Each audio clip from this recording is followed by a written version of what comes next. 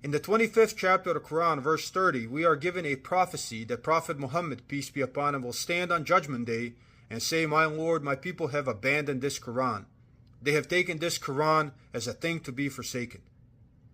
Did you abandon it? I am talking to Muslims here, people who claim their allegiance to the Quran by the simple fact that they attach the label Muslims to themselves. But do you read it? Do you study it? Do you follow it? Or have you abandoned it?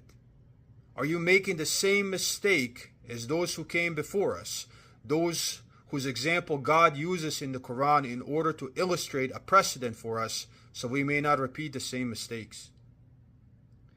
In the 7th chapter of the Quran, verse 169, God gives us an example of a generation who inherited the book but invented a lie that everything's going to be forgiven, everything's going to be fine.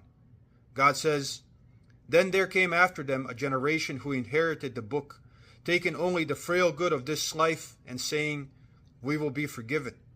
And if a similar good came to them, they would take it. Was not a promise taken from them in the book that they would not speak anything about God but the truth?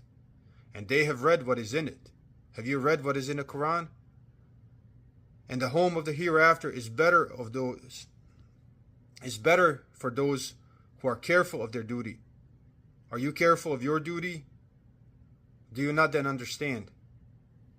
God gave another example, children of Israel.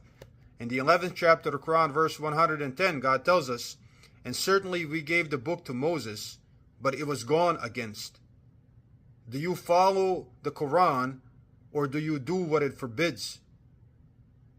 And had not a word gone forth from your Lord, the matter would surely have been decided between them, and surely they are in disquieting doubt about it.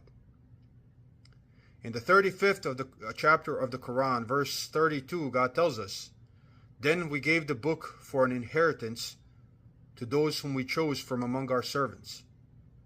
But of them is he who makes his soul to suffer a loss, and of them is he who takes the middle course, and of them is he who is foremost in deeds of goodness by God's permission. This is the great excellence."